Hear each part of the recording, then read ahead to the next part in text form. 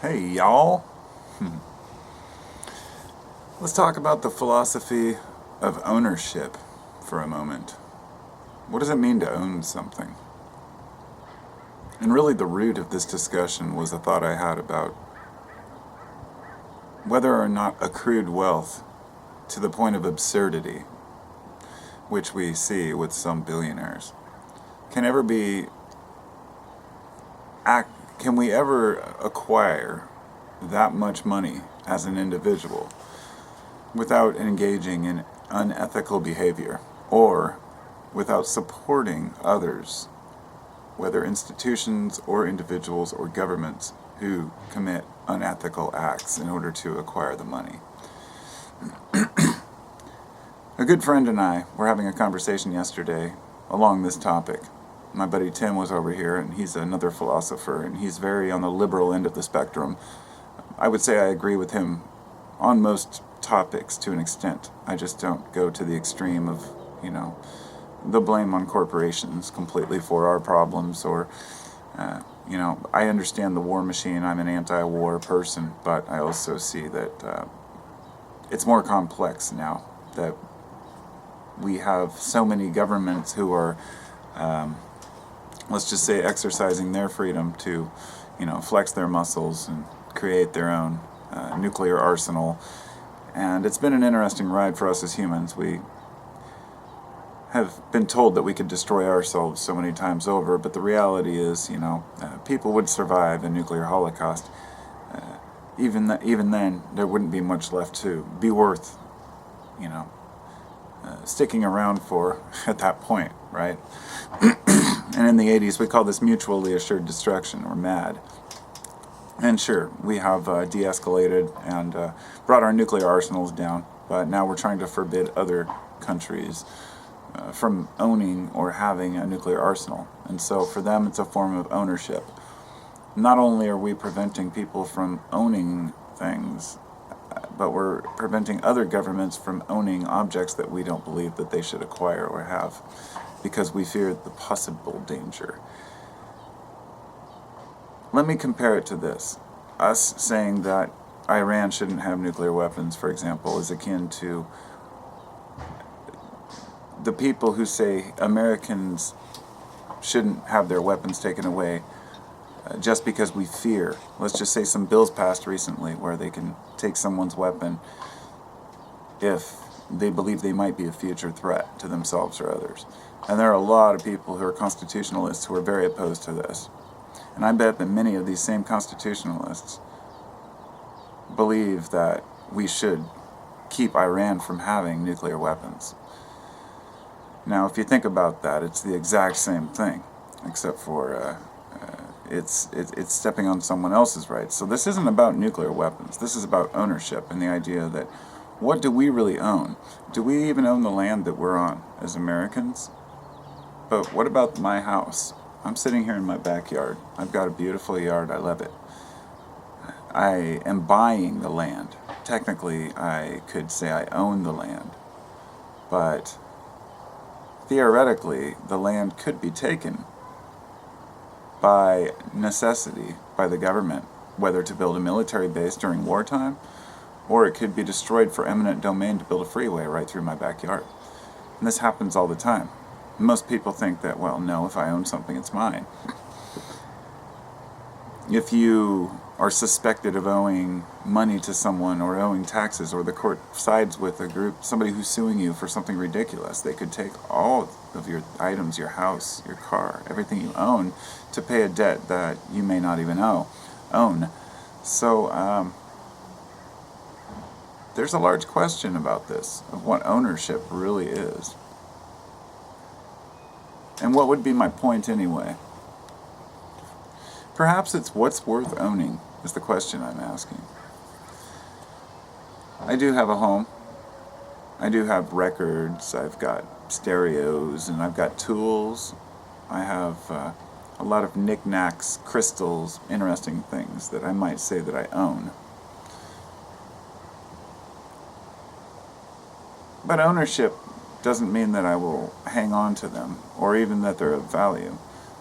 And some of the most important things that I truly own in life are those which cannot be held, those which cannot be touched. The ownership of my own emotions, the ownership of my own values, owning up, quite literally to what I expect of myself. And that's difficult because life's hard. It's not that we can just float through and fulfill all our expectations of ourselves and others. And the world is not Instagram, People don't live in these perfect worlds that we've created, this illusion online. We're dirty. We're messy, metaphorically and literally. We have complicated lives, but I like to call myself a simple man, but I'm really not, in the sense that I'm creating a simple man for myself. I have really simple needs. I don't need a lot to be happy, is my point. I can be happy with the love of my family. And that's what matters the most to me, is the connections I have. But at the same time, I value my alone time. I enjoy my hobbies, so I have other things in my life that I enjoy too.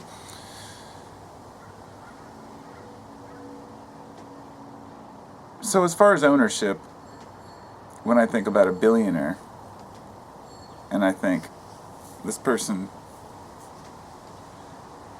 theoretically has, let's say, $100 billion.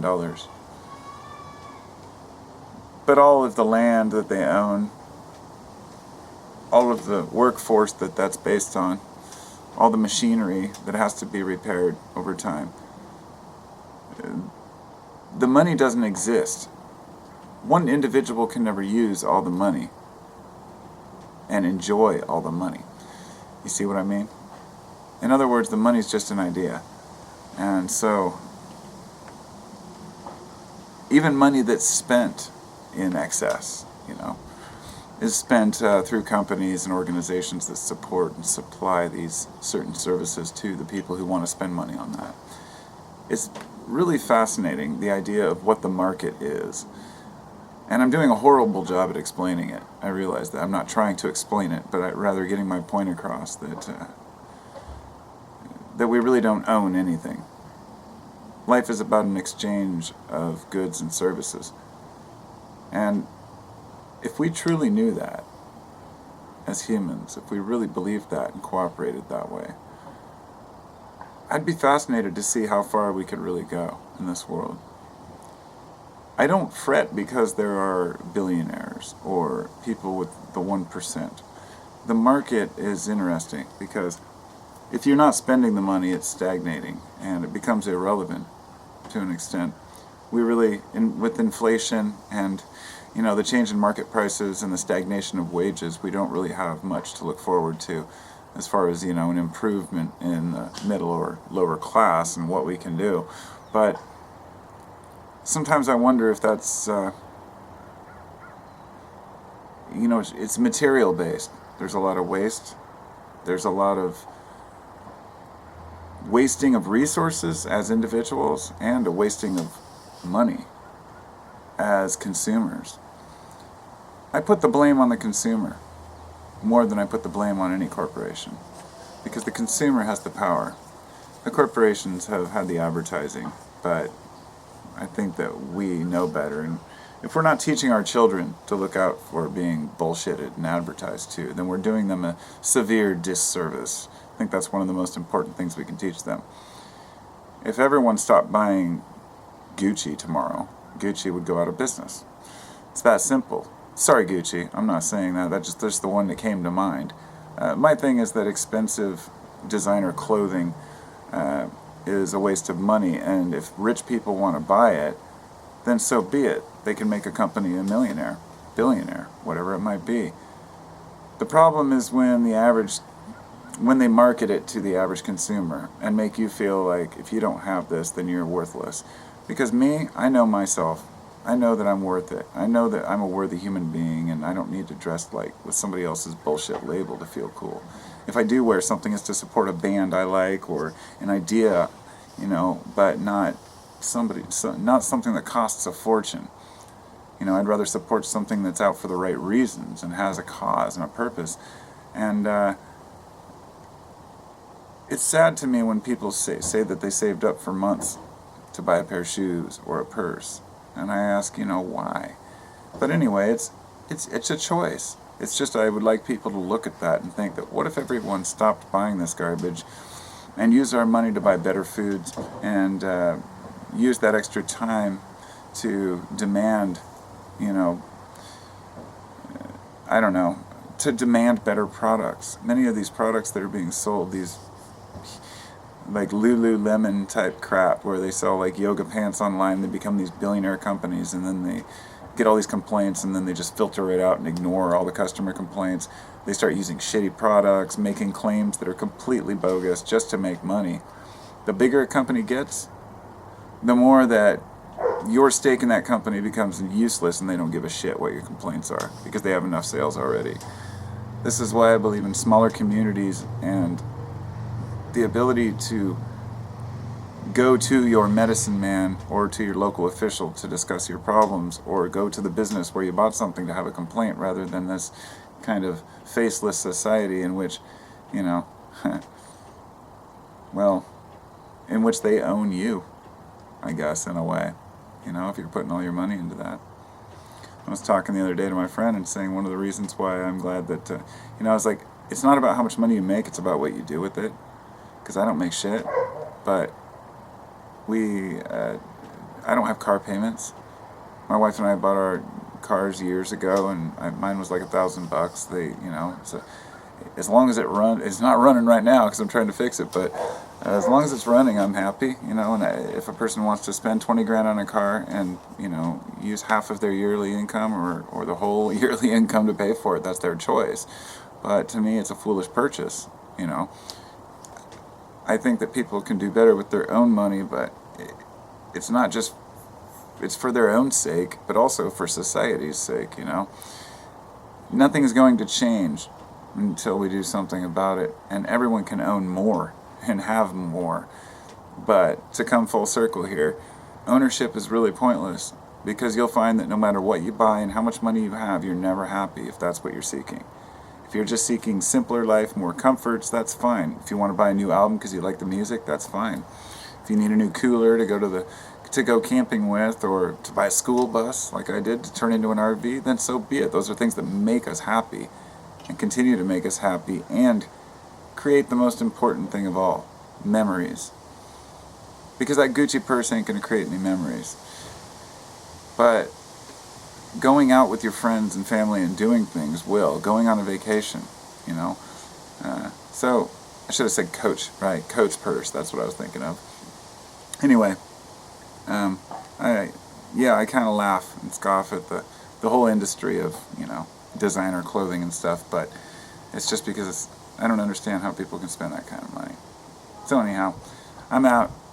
Hope I've covered most of the bases I wanted to. And just remember, the most important thing is love, connections, friends, family, bonding with those around you, those you love, and having the ability to see through the bullshit in the world. So, peace out.